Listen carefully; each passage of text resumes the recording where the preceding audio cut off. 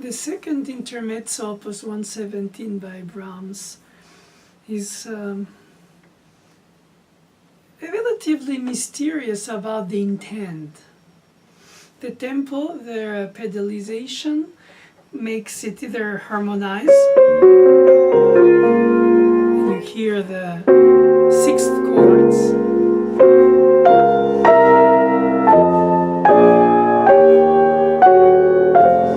or you hear harp pluck-like instrument, where you hear the arpeggiation of these sixth chords. The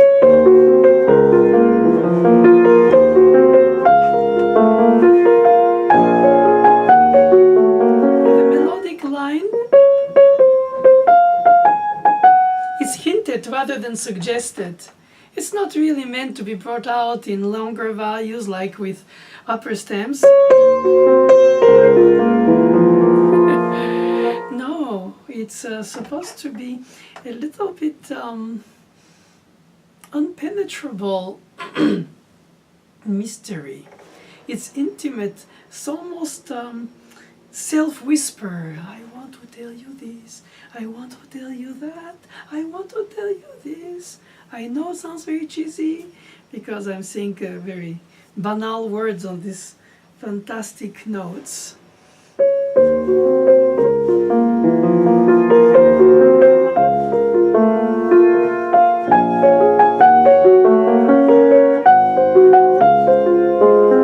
For me, it's almost like an evaporation of the resonance in a half daydream, suspended psychological situation. You're sort of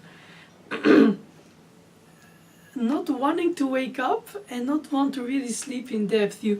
You're sort of alert, contemplative, and you hear the arpeggiaturas,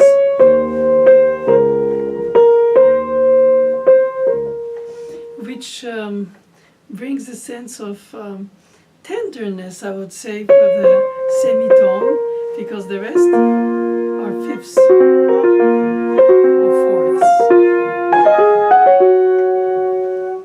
So if you play it faster,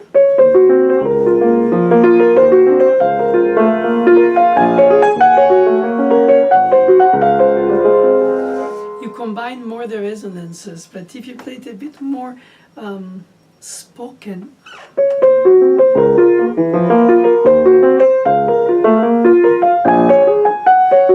slightly less fast with slightly less pedal, or slightly less fast with a little more pedal.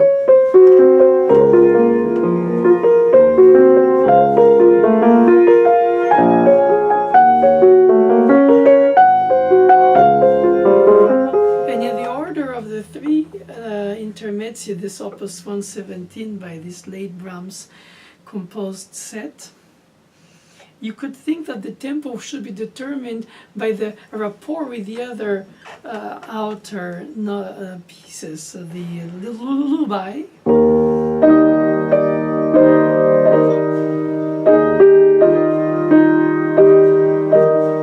and the very dark.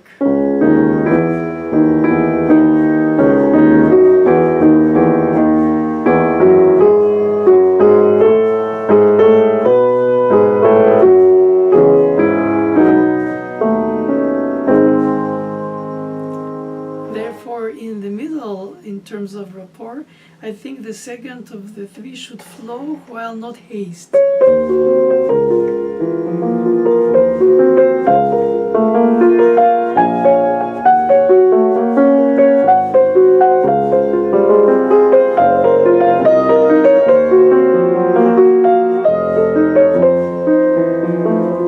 you wonder how much Brahms wanted these to be, as the notation describes it, 30 seconds equal.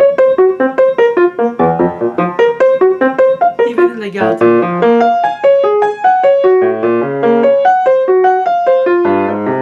And I find with age that rubato is the vibration of the soul, is the way you have an inclination and you almost give it a term of endearment, and then a lot faster. Take the time when you leap to the melodic line up.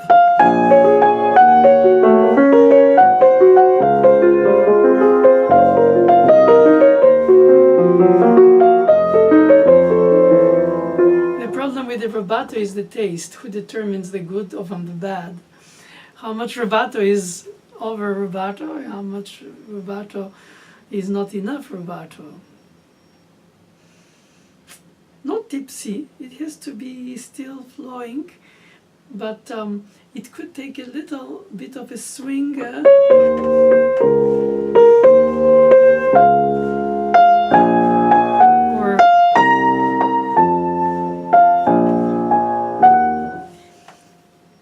And the left hand plays the completion of the right hand,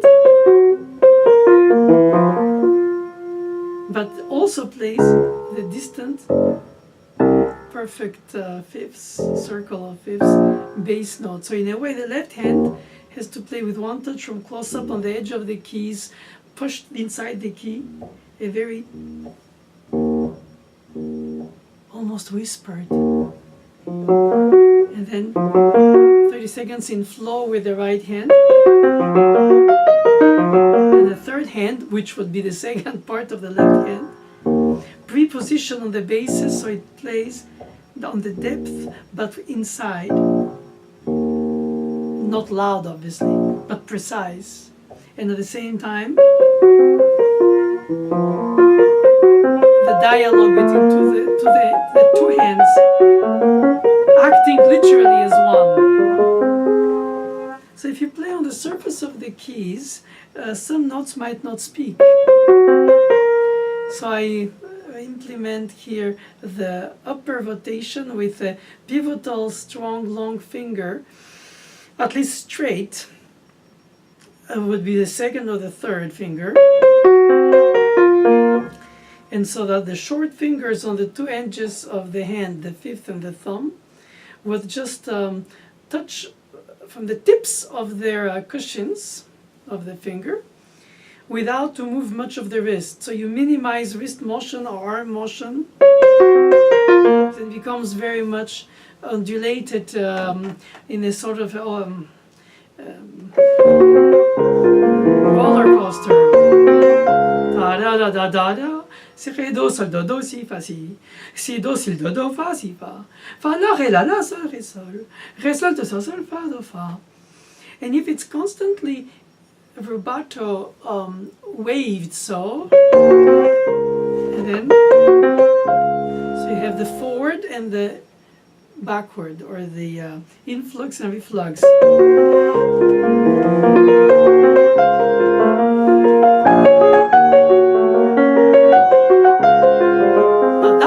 I think wrong, because it systematizes something of cradle, flux and reflux, wave in and out, but in a predestined and predictable way. Sometimes the left hand ascending 30 seconds by 4 should bridge towards the right hand's ones with a nano crescendo, but not really crescendo, more like a little bit of a reinforcement of the resonance, as if it's played with one hand.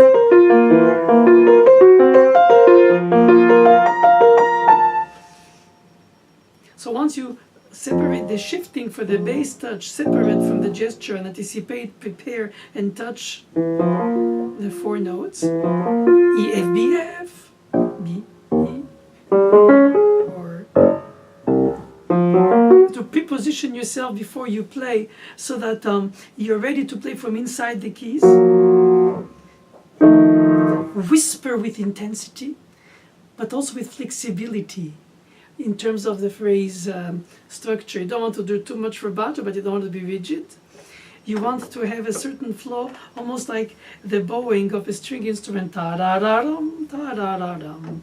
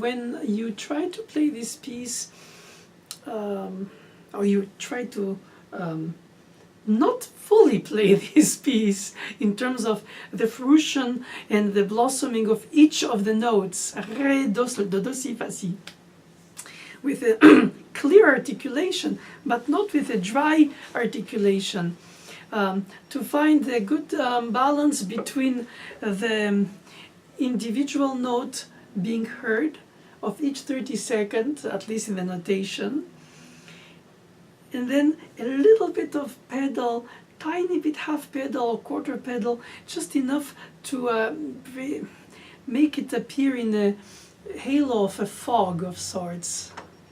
I think those Hamburg fogs must have been very impressive to young Brahms when he was born, that he reminiscence at the end of his life writing something like this, which by any means, for our understanding, is closer to Impressionism than to Romanticism. Though he uses a very traditional B-flat minor tonality extraction of sound.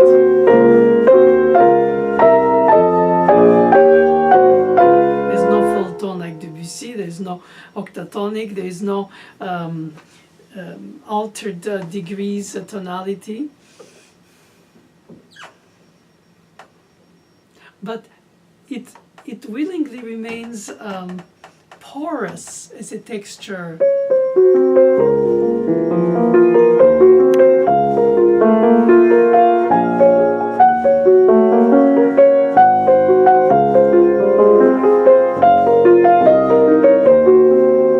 In order to be able to play it faster, if you wish to, in a way of an escapement ahead, you have to be very well prepared ahead of time for each of the dispositions.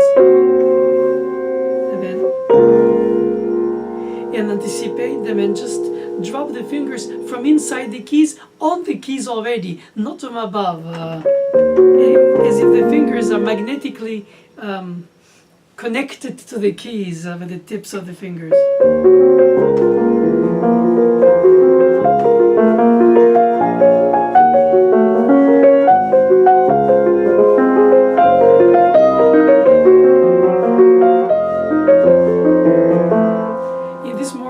Tempo, I find it mesmerizing too, as if it's idle but it's moving from underneath. You don't see the gestures, the efforts, the action, the industry of playing. You're just there into the resonance of the sound.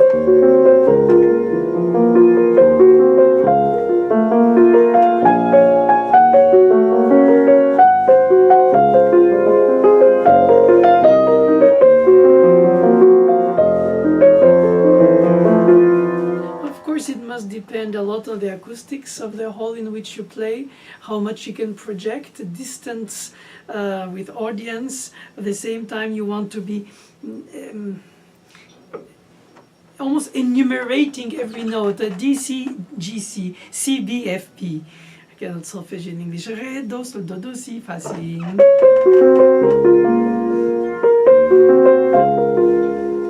And if in the combination of the three pieces, this one you feel at the point, perhaps on the spur of the moment, with intuition and spontaneity, you can start playing it faster.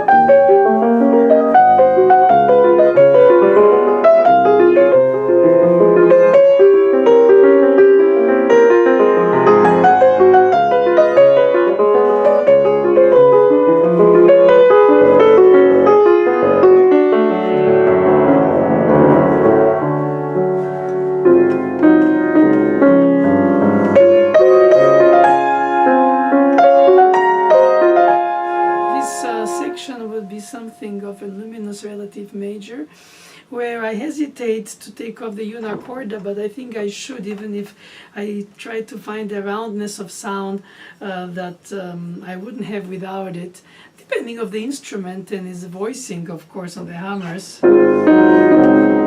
There's something reassuring in this parallel 6 Brahmsian this concerto.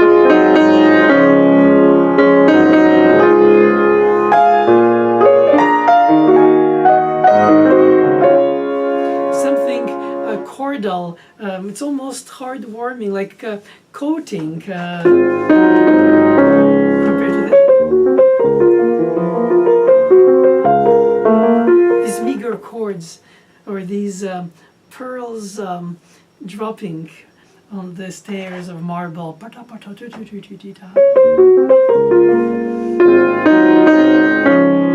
course, it can also reassure it with adding more dynamic range, pushing more on the tip of the hands, keeping the shoulder, the elbow and the shoulder relaxed. And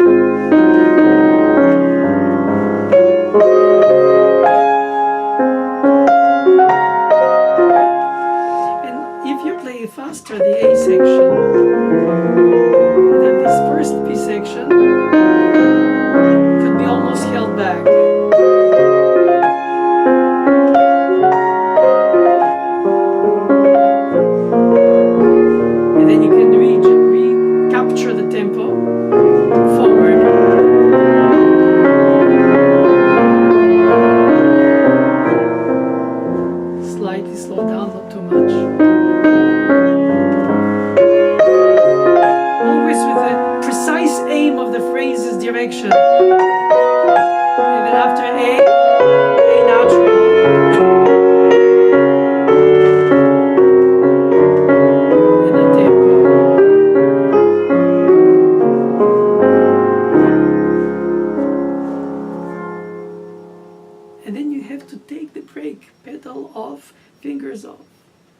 Interrupt the silence. This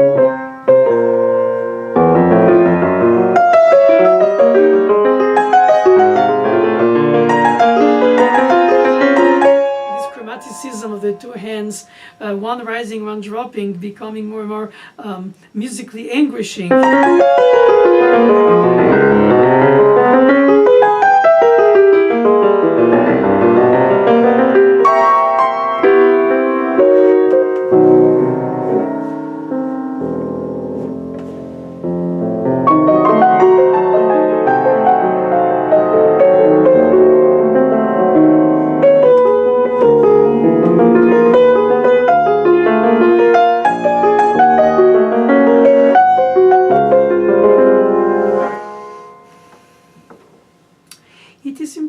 To take in account when you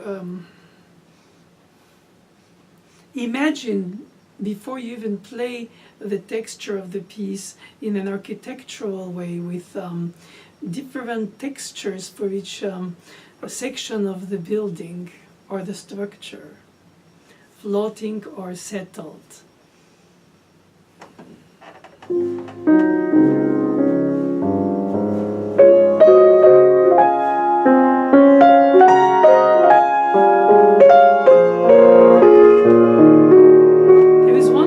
Brahms abolishes here in his agogic is the upbeat, downbeat, a rapport of light and dark and downbeat heavier.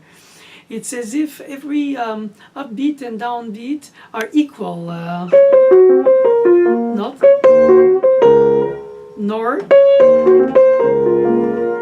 one prevailing on the other, just keep it even. And then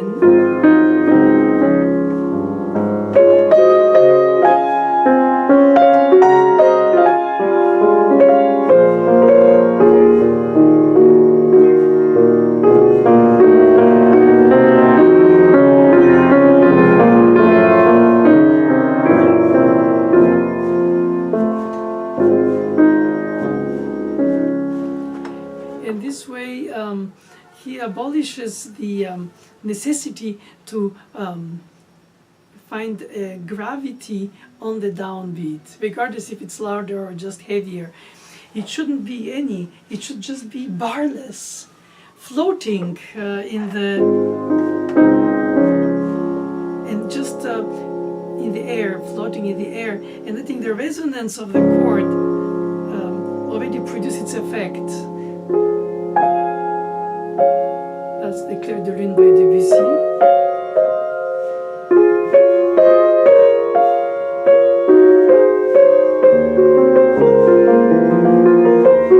That's audacious comparison.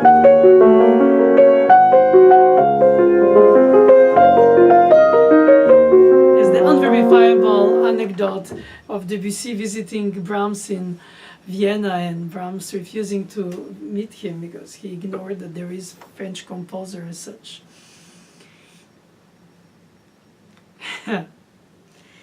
Then to find that beyond these ideologies of their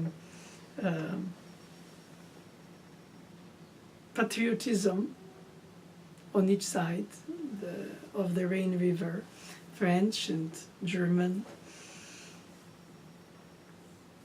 I find that this desire to reach a texture in the piano playing, to extract from the piano this kind of resonances, rather than assertive chords only, like these are more assertive, and these are more paint by the dots. It appears to you before it vanishes. And everything is based on this vanishing resonance of the ephemeral resonance of the chords, or the sounds basically, combined in chords.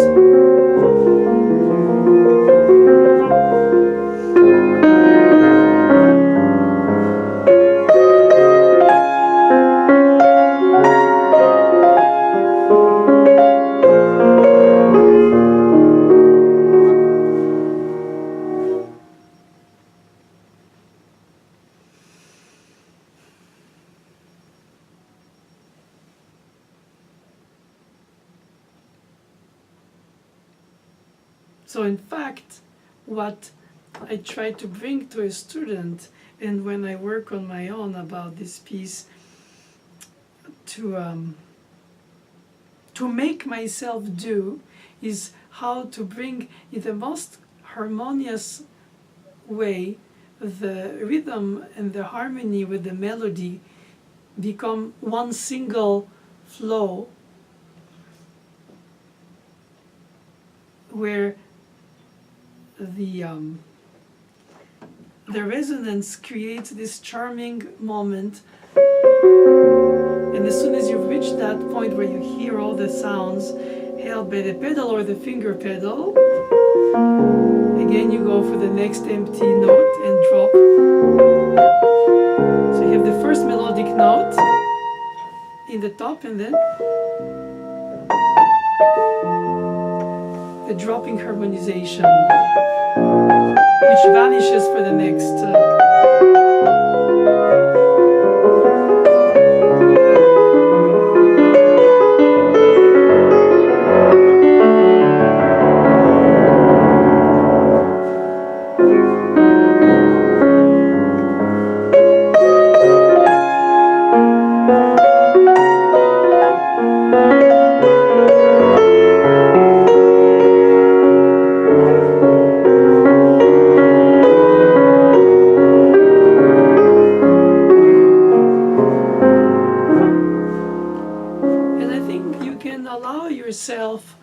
Rubato, as long as you always have in mind the pulse which you dropped in order to express something that takes a little more time for the expression of it, without to be completely slowing down, just slightly loosening up and then remerging in the traffic seamlessly, so to say, so that the difference of tempi should be very tiny, but should allow to exist. So you don't feel like the prisoner of an imaginary metronome, to make sure that you keep, because of course keeping the tempo is an aim to structurally organize and hold the whole piece and not have it all fragmented in different roller coaster of emotions by little groups of rising and dropping of the phrase with tiny climaxes and so on.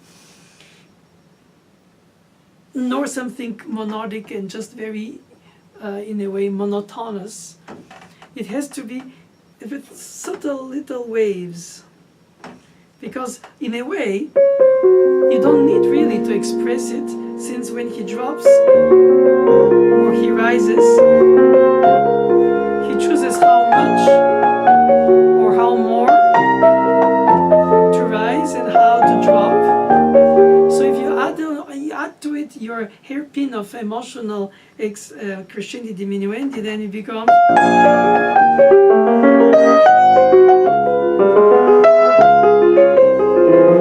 which is also an explicit way to determine it, rather than to just let it unfold itself, and you looking at it with your smiling heart, and you go, oh, is that what it is?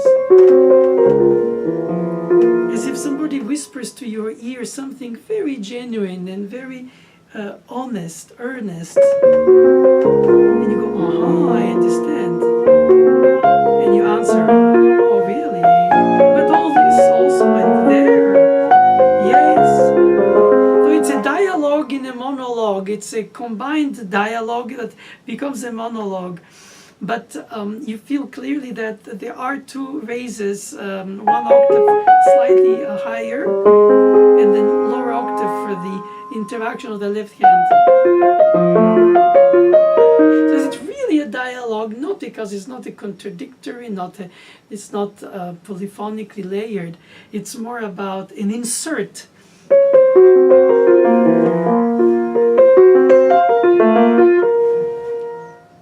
It's an acquiescence to the right hand by the left hand. Isn't it? Isn't it? I want to tell. Oh yes, please do.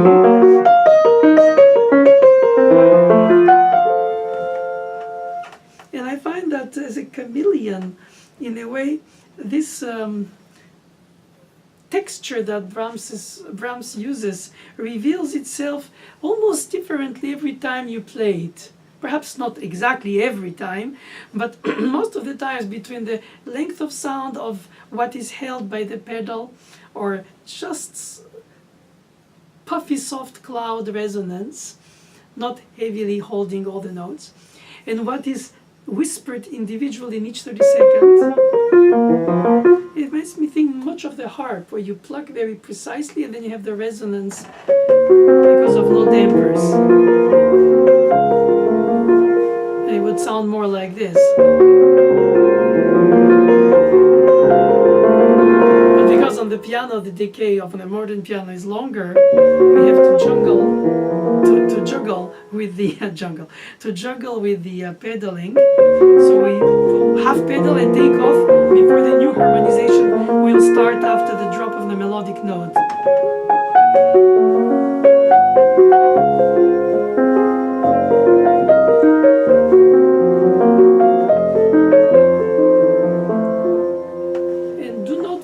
Trap of when you rehearse it in a concert hall, let's say for a recital, jury exam, or audition, or whatever it is, and you have somebody in the audience in the empty hall telling you, play a little more because we cannot hear you past the 4th, 5th, or 6th row, whatever it is.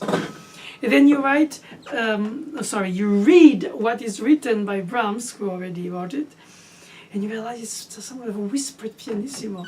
And so if you have to force it in order to project it to an audience where the intimacy would be lost in a very matter-of-factish sound.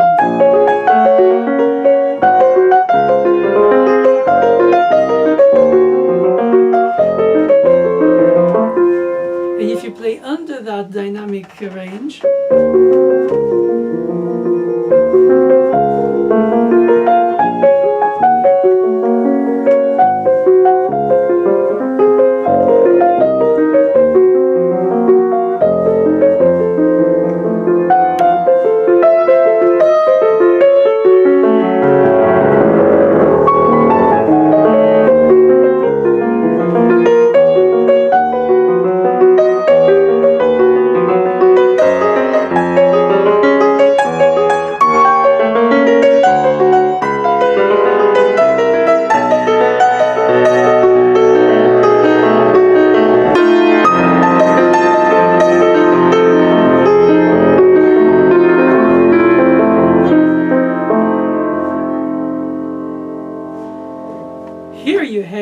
really a driven rise of all the energies.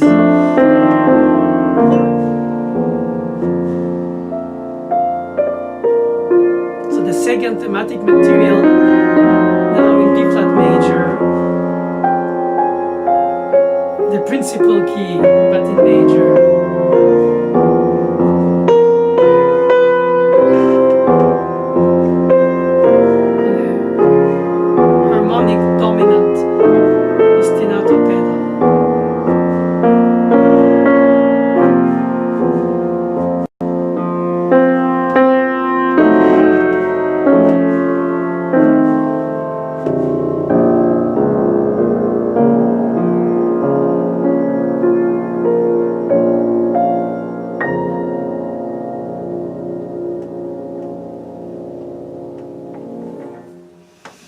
Delicate and intense, whispered and projected, but not in the way that you want people to hear every note clearly flossed like the teeth. When you floss teeth, so you hear re, do, sol, do, si, fa, si, mi, fa, si, do, fa, ri, fe, la, si, re, fa, la, si, re, la, sol, mi, do, la, do, mi, sol, do, re, si, sol, all that is.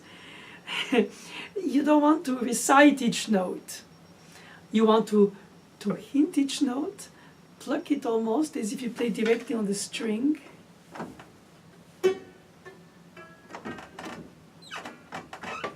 Well, no.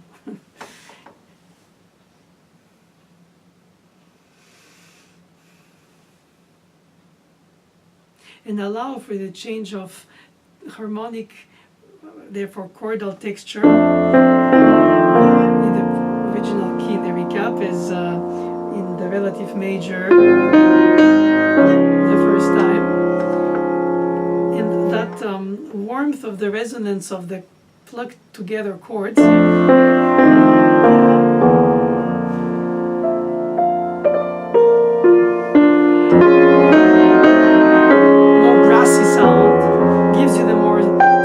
texture than the opening.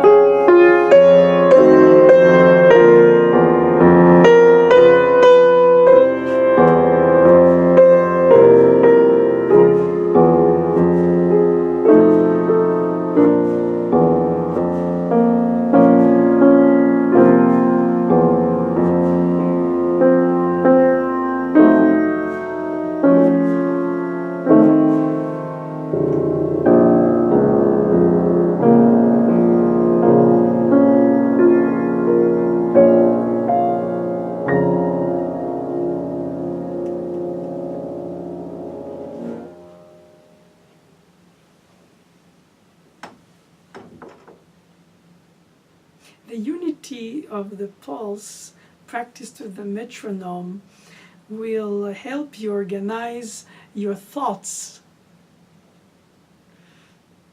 maintain your pivotal balance between a little slower, a little faster tempo according to the sections, but keeping still the balance, not tipping too much one way or the other. To avoid rigidity and to avoid zigzagging as well, just to allow this slight leaning one way or the other, but not further. And I think that freedom gives the improvisational texture of the piece a breathing, a capacity to connect almost as if you address somebody with simple words.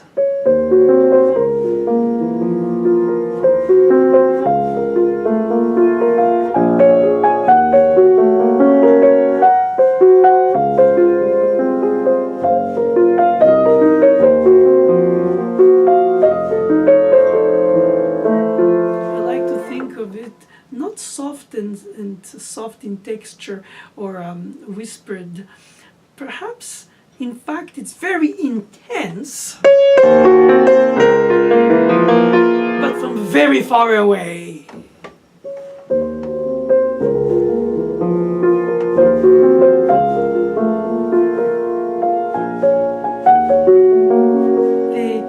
People appear like dots on the horizon line, or a resonance inside your head in a reminiscence of something you try to retrieve from the mists of your memory.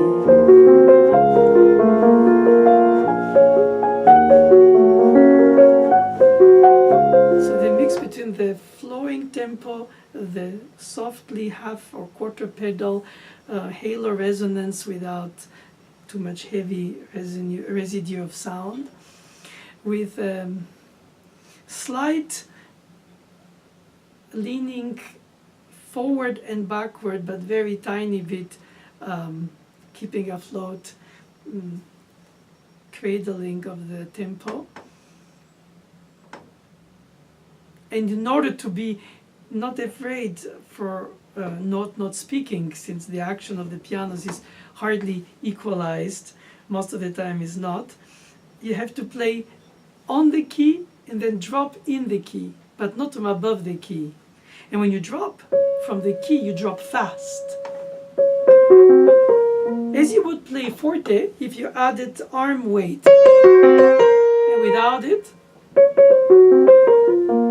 but not caressing the keys to imitate the sort of tender sound by the tender gesture, because in fact the action of the piano needs to be performed, meaning you have to make sure the hammer touches the string and the resonance creates that residue of the sound.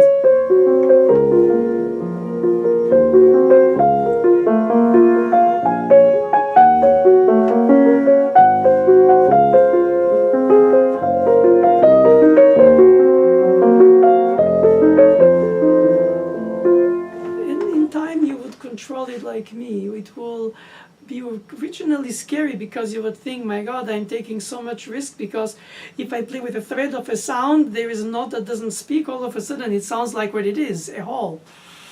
And so we are afraid of that, so we start more working it. Perhaps not that much. Devil's advocate, too much for me now. And when somebody tells you in the hall, it doesn't project, I don't hear you, I think you can accept that.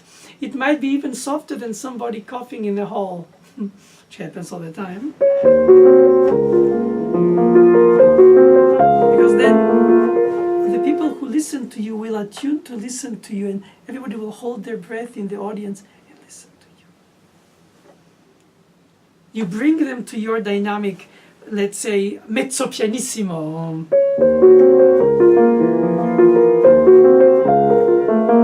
As I say, it's a suggestion. It doesn't make it wrong if you play the same but with a thicker sound.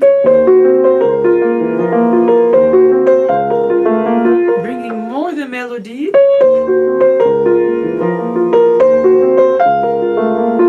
Or playing it a bit slower.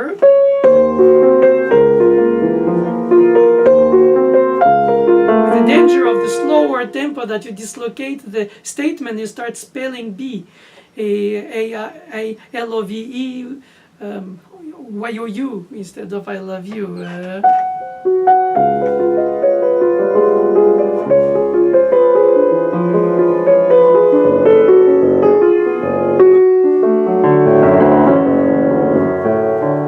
What is risk-taking is mostly the low register, since the action is heavier on the piano, so you have to play more precisely, fast deep in the keys from inside the keys. If any of the keys is played on the surface or from above, it will be like that. Uneven, or at best. So you could practice this if you play forte with the arm. The same precision touch, deep, quick in the key, but without the arm and from the finger on the keys.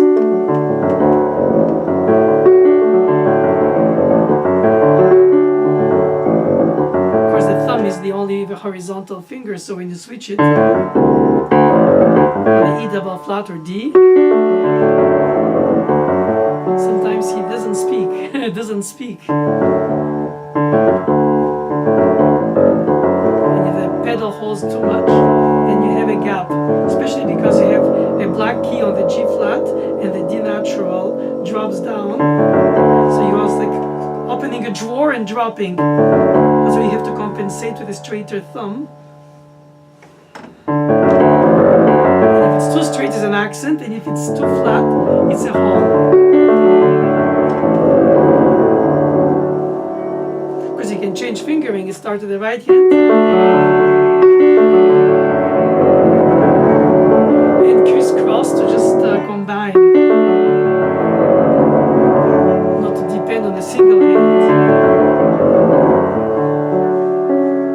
some people don't consider right to do such a kind of redistribution of the hands, that is crossing, because it appears to be more spectacular than the intimacy of the statement of the texture, of course. I'm not sure that it matters really, as long as you can obtain that whispered evenness in such a kind of sixth chord. You have the also mysterious opening of Beethoven's Tempest Sonata.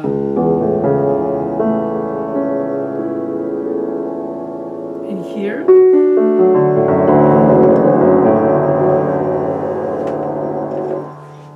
And both composers wrote these whispered pianissimi in the low register where the action of the piano is heavy. We cannot change the range, obviously. We have to find a way to serve the muse, to serve the inspiration of the composer, and to make sure that we can play each of the notes while it's whispered, even in the low register. And we won't settle for less until we find a way to balance the weight from the palm of the hand, supported by the wrist, flexible wrist, and the natural weight of the elbow, shoulder coming from the elbows, released natural weight also. So the muscles are not holding and tense, and the tendons are not tense either, but you just have the palm support that distributes the straight fingers playing in the keys.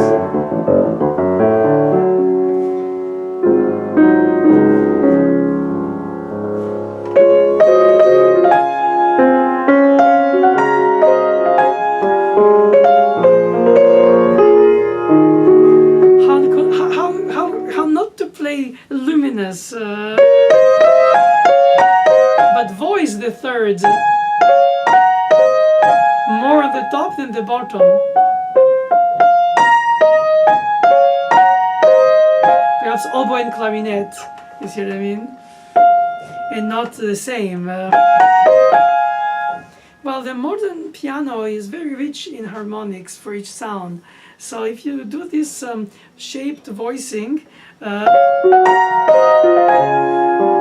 think you three-dimensionalize the texture. Even if you want it to be brighter, because it is more luminous in relative D flat major.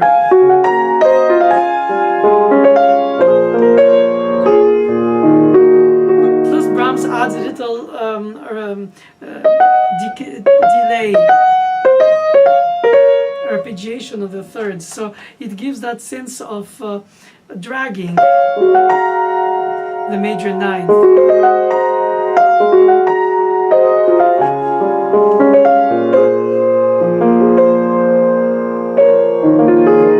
Here's the seventh in the dropping appoggiatura, the other one's accacciatura, rising.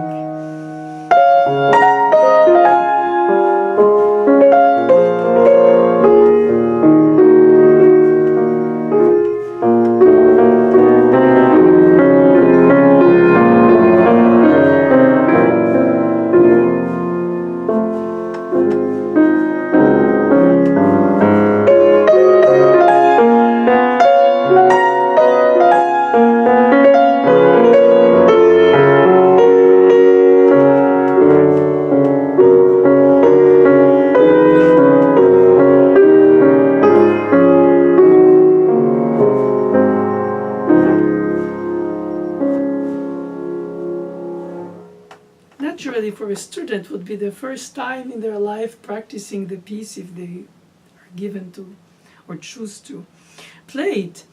And when you are in my age, you already gone back to it for another revisitation through life. And sometimes you feel like you experimented in early years, more rubato, you think I should do less, or not enough and I should do more. It doesn't mean that it's all inconsequential and that you just do as your fancy tells you, because that would be very much anti-architectural in the structure. You have to have a very clear vision of what you want to do and what are your pillars of your structure that should be as transparent as possible, but should be there. And you cannot this is not, you cannot make any concession to that structure. While inside the structure, you can remodel the rooms, so to say, for the analogy of architecture, and sometimes spontaneously on the spot. And I think it's only when you revisit the piece that the structure of it has sunk in you so clearly that you feel more free to try this or that and see, oh, how does the reflection of the light bring this? Or how much do I feel like this is busier in this section, this corner is empty? It's like, what is the time and space between the words when you have to recite a poem or tell a monologue in a theater play or a line of a script in a film? There will always be a film director to tell you, don't speak too fast, say slower, take more time between the words or between specific words. So in a way, they spoon feed you to obtain from you as a puppet what they want you to do as an actor for the purpose of how they see the whole storytelling and staging of the play or theater or the film and so on. And here, when you play, you're so alone. You have your conductor, you have your orchestra, you have your heart that expresses, well, the heart, the soul. That's where we think the siege of the heart is for the soul. But anyway, the spiritual aspect of what the music brings to you and what you transmit or translate through your playing. And then on the way, you have to involve yourself just enough to show that there is some undefinable hint of delay before the major ninth, which shouldn't be rhythmized, nor should it be sort of rushed. So how much is a little more than straight, but not totally sideways. And sometimes when you revisit it later, you realize that you had to have gone through a first series of expressing these emotions through the piece that are so subtle, hinted, whatever you think. It talks to you, obviously, directly from the composer's score to your musical psyche. But you are the conductor and orchestral in one, and the art director and all of that. So, of course, in chamber music you have to organize, so you play together, even if not on the beat, but at least towards the arrival point with a meaningful, and not just beautiful sounds, resonance, but a meaningful point of arrival. As well as you with orchestra, naturally, where you have a plethora of musicians playing in different groups or together, or with rarely, sometimes solos. And you interact with them by being the energy forward, playing the main, let's say, leading part.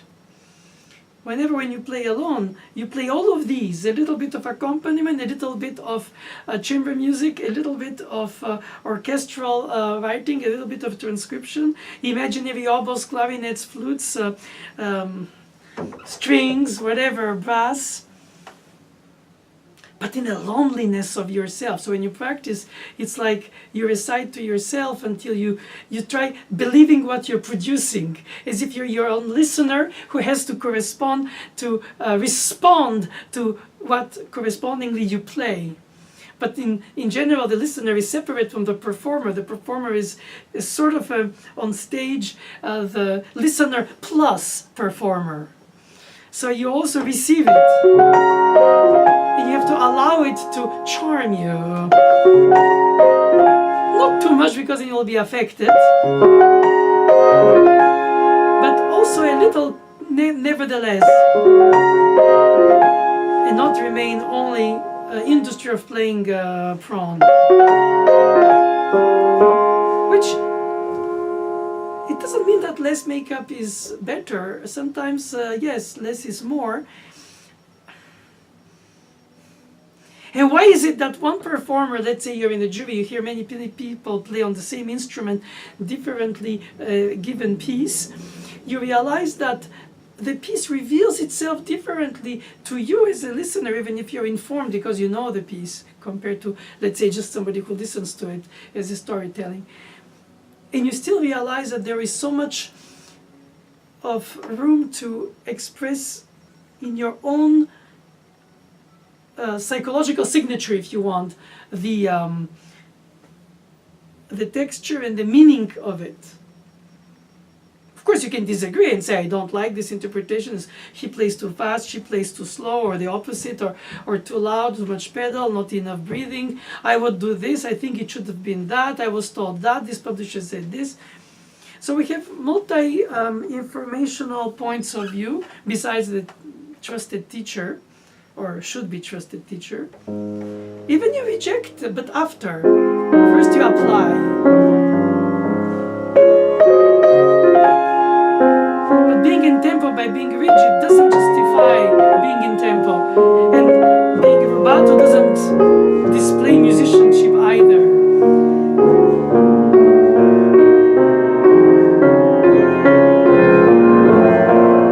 The integrity is to do just enough without to do too much, and allow the music itself, the way it's written, to emerge and charm the audience like you're charmed while you play. Even if repetitively practiced, you might lose this intense moment of spontaneous liking it. You have to maintain it still fresh. Easy to say, difficult to do after you practice hours of a section. Sometimes repetitively practicing until you reach this amount of control of the details eats, dries out the juicy jubilation of what the music of the given piece brings to you, that charming you. I don't think it was worth laughing. Just smile to it if it's open relative major or here principal key major.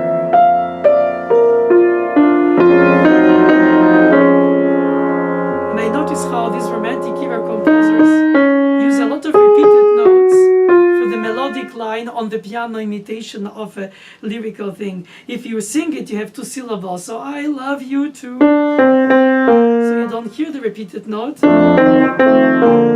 Re, do, and do, si. Re, do, si. It becomes re, do, ho, si. As if you don't fully implement the consonant. Rather than the legato of the repeated melodic note. That is a name of detailed, subtle controlling of the touch practicing. If he had written, for the pianist it's more practical, I must confess, because we're always afraid that the repeated note won't repeat. And because of that, we repeat it so much that it's no more connected. But if we do, and we replay the key before it's gone up and interrupt. And if we replay it slowly, it's a whole. If we play it too loud, too early, too loud, it's too loud. But this was good.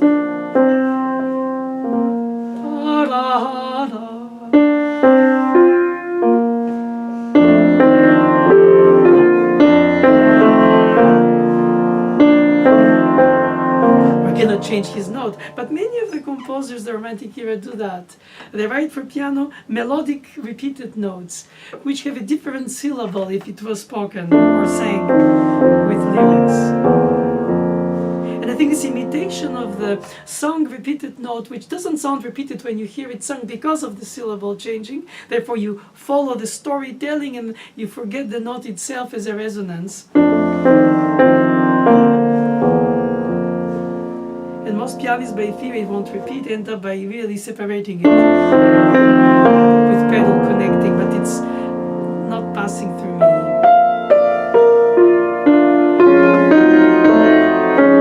You see, fa, mi, re, and not,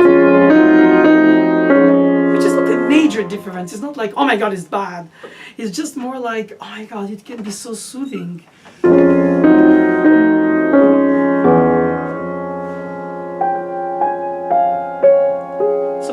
have to want it as a musician or a student to accept it and then try to implement it. But if you don't like it in the first place, then you don't have to. Perhaps you will do in the second or third or fourth revisitation, when you can go more subtle details at sections where you have gone through less earlier, when you earlier visited the piece. And the more you revisit the piece, the more you discover more subtleties you can do or control that you could less before, especially when you're young and you try to basically make it sound by the sounds playing and not the sounds as interruptions of silence.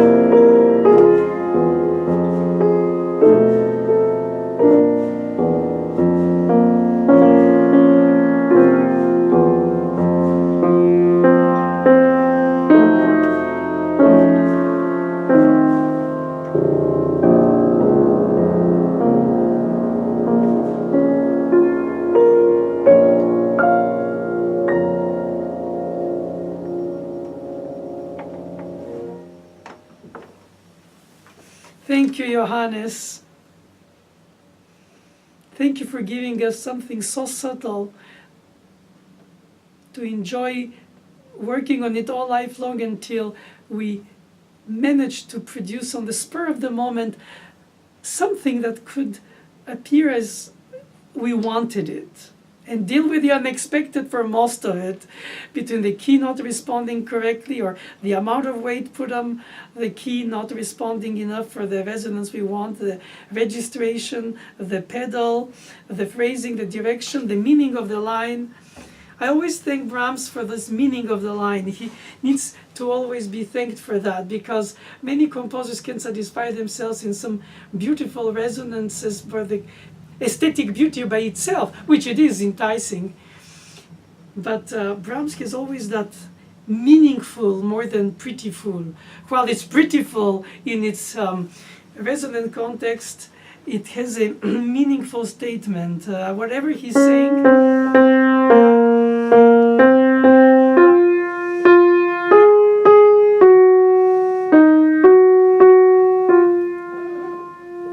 bears consequences because it tells something, and the beauty of it is that it doesn't say any specific syllable, but every listener can make up their own syllables, as if in an aria, where anyway most people don't follow the lyrics anyway, but they people the resonance of the sound by the sounds of the syllables, the diphthongs, the vowels, the consonants, and all that.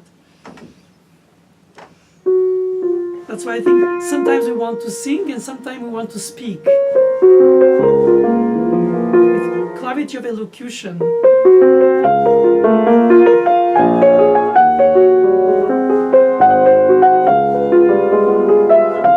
And the more we repeat this section, the more we practice like that repetitively until we fine-tune the weight, the pedal, and all that, the more the piece reveals itself to us with how we want to place it in the soundscape frame of our painting, a sound painting. And I think at some point we develop our own, by experience of playing, frame, sound frame. It should be rejected. Sometimes you can listen to a recording after a performance and say, I shouldn't have done this, it's too much, not enough, too fast, too slow, why didn't I do that? Because your intent was different while you were doing it, fighting with the instrument, organizing yourself, and keep trying to go to that always end of the melodic line's direction of the phrase. Where does each phrase lead to? So you're taken between the meaning and the resonance, the charming, being charmed, and at the same time exploring it further, always ahead, like the conductor beats the beat ahead, the orchestra follows by playing on the beat. So you have to anticipate mentally, but breathe and not rush while you respond to it by the playing. It's a very subtle give and take between your conductor in you and your performers in you, and your metronome in you, and your listeners in you, and your pedaling in you. Well, if it was simple, it wouldn't be subtle, especially such I dare call it impressionist, symbolist Brahms already.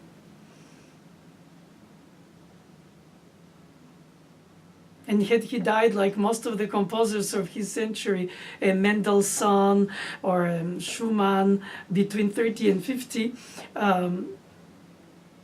or 40, in their 40s in average, Chopin and all of these. Then we would have never had these late works which he composed for piano at the dawn of his life. I mean, at the sunset of his life. The dawn was way, way earlier because he lived quite long for his time. Nevertheless, he could have, even if died from some accidental situation or disease or war or something, or just exhaustion, as they say for Mendelssohn in his 30s. We would have never had these late gems from him, where he reveals to us his intimate aspect of piano composing, compared to the massive symphonic sonatas of the early time. So it always gets me wonder, what would have Schubert written at that older age, or Mendelssohn or Chopin? How we know what Liszt and Brahms did. And we should be thankful for that and not regret what we don't have.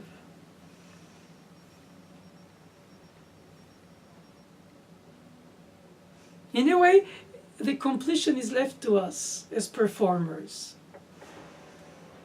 If everything was there in a notation, there would be just a recitation for us.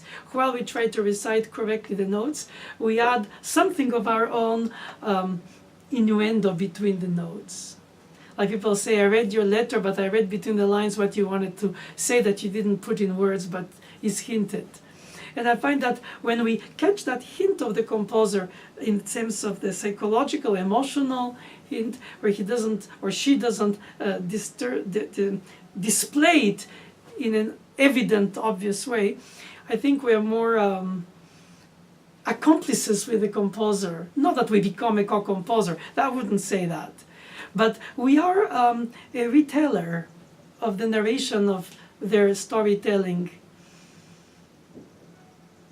Sort of a narrative legato, a narrative spoken articulation, a narrative singing, a narrative interruption or fragmentation of the arpeggios, in allowing to slightly cradle according to the breeze from the dropping or rising 30 seconds.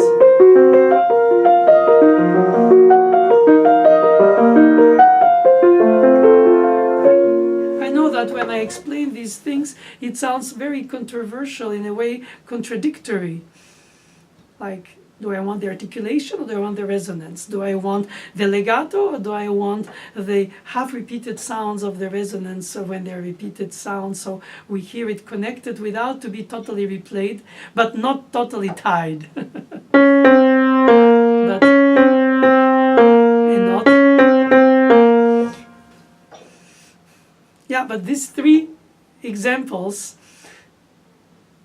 to control them on any piano takes quite not so much time, but is as much as daring to try and not be afraid of failing, and therefore settling for the lower denominator of I play all the notes clearly with the two pedals, left and right, and then I get this way the color and the resonance, and the fingers play all the notes, so I cannot be told he or she didn't play the notes.